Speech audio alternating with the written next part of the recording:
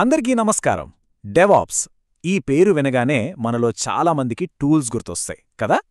కానీ ఈరోజు మనం కొంచెం భిన్నంగా ఆలోచిద్దాం. టూల్స్ గురించి కాదు, అసలు ఆ టూల్స్ వెనకున్న ఐడియా ఏంటి, ఆ కాన్సెప్ట్ ఏంటి, డెవాప్స్ నేర్చుకునేటప్పుడు వచ్చే కన్ఫ్యూజన్ని దూరం చేసే ప్రయత్నం చేద్దాం.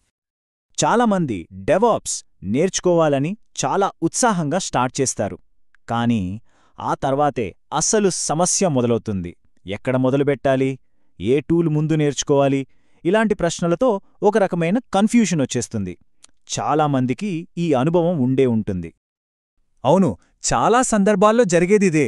మన ముందు Git, Dakar, Jenkins, Kubernetes, Terraform, అబ్బో ఇలా ఒక పెద్ద లిస్ట్ కనిపిస్తుంది. కానీ అసలివన్నీ ఎందుకు, వీటికొకదానితో ఒకటికి సంబంధమేంటి, ఈ కాంటెక్స్ట్, ఈ పెద్ద చిత్రం తెలియకపోవడం వల్లే అంత గజిబిజిగా అనిపిస్తుంది. దీన్నే మనం టూల్ ఫస్ట్ ట్రాప్ అని పిలుచుకోవచ్చు. అంటే మొదట టూల్ మీద దృష్టి పెట్టడం. చూడండి, మనం ఒక టూల్ నేర్చుకోవడం స్టార్ట్ చేస్తాం.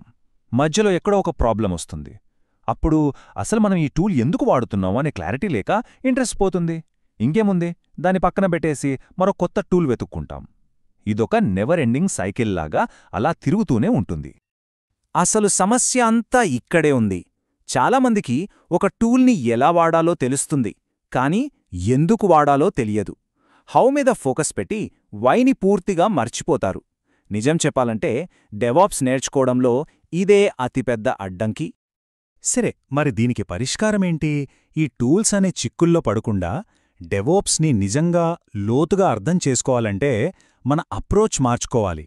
మరి ఆ కొత్త ఫిలాసఫీ ఏంటో ఇప్పుడు చూద్దాం. ఇదే చాలా చాలా ముఖ్యమైన పాయింట్. బాగా గుర్తుపెట్టుకోండి. టూల్ అంటే డెవాప్స్ కాదు, డెవాప్స్ అంటే టూల్స్ కాదు. అవి కేవలం మన పనిని సులభం చేసే పనిముట్లు అంతే. అసలైన డెవాప్స్ అంటే ఒక ఐడియా స్టేజ్ నుంచి సాఫ్ట్వేర్ని యూజర్ చేతికి చేర్చే వరకు జరిగే మొత్తం ప్రాసెస్, ఆ ఫ్లో.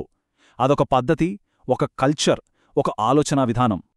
ఈ రెండింటి మధ్య ఉన్న తేడాను మనం సరిగ్గా అర్థం చేసుకోవాలి. టూల్స్ ఇవి మనకు ఒక పనిని ఎలా చేయాలో చెబుతాయి. కానీ ఇవి శాశ్వతం కాదు కదా, ఎప్పటికప్పుడు మారుతూనే ఉంటాయి. ఈరోజు డాకర్ పాపులర్, రేపింకోటి రావచ్చు. కాని కాన్సెప్ట్స్ అలా కాదు. అవి మనకు ఎందుకు చెయ్యాలో నేర్పిస్తాయి. ఈ ఎందుకనేది ఎప్పటికీ మారదు. అది యూనివర్సల్ లాజిక్.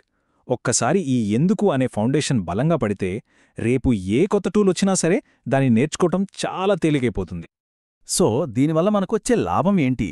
ఒక్కసారి డెవాప్స్ వెనుకున్న ఆ కోర్ ఐడియా, ఆ కాన్సెప్ట్ మనకు క్లియర్గా అంతమైందనుకోండి, అప్పుడు ఏ టూల్ నేర్చుకోవడమైనా సరే 10 రెట్లు, అవును 10 రెట్లు సులభమవుతుంది.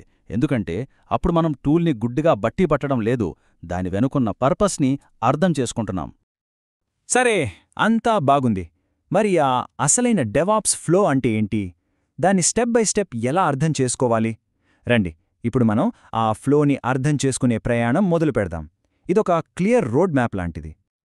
ఈ కాన్సెప్ట్ ఫస్ట్ అప్రోచ్లో మనం సరైన ప్రశ్నలు వేయడం నేర్చుకుంటాం. ఉదాహరణకు, మనం గిట్ ఎందుకు వాడతాం? జస్ట్ కోడ్ని ఎక్కడో స్టోర్ చేయడానికా? కాదు కదా. వర్షన్స్ మేనేజ్ చేయడానికి, టీం మొత్తం కలిసి పనిచేయడానికి. అలాగే CI/CD ఎందుకు అవసరం? అప్లికేషన్స్ని కంటైనరైజ్ ఎందుకు చేస్తాం? ఈ ఎందుకు అనే ప్రశ్నలకు సమాధానాలు వెతికినప్పుడే మనకు అసలైన క్లారిటీ వస్తుంది. ఇదిగో చూడండే, ఇదే డెవాప్స్ యొక్క అసలైన వర్క్ఫ్లో. సింపుల్గా చెప్పాలంటే ఒక కథలా ఉంటుంది. మొదట ఒక ఐడియా కోడ్ రూపంలోకొస్తుంది. తర్వాత ఆ కోడ్ని స్టోర్ చేసి, టెస్ట్ చేసి, బిల్డ్ చేస్తారు. ఆ తర్వాత దాన్ని ఒక ప్యాకేజ్ లాగా తయారుచేసి ప్రొడక్షన్లోకి పంపిస్తారు. అంటే యూజర్స్కి అందుబాటులోకి తెస్తారు. అక్కడితో అయిపోలేదు.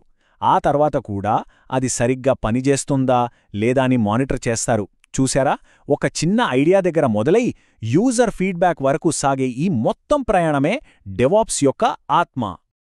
చివరిగా ఒక చిన్న ఆలోచన. మీ దగ్గర ఒక సూపర్ ఫాస్ట్ కార్ ఉంది, కానీ ఎక్కడికి వెళ్లాలో చెప్పే మ్యాప్ మాత్రం లేదు. అప్పుడు ఆ కారు వల్ల ఏమైనా ఉపయోగముందా? డెవాప్స్లో కూడా అంతే.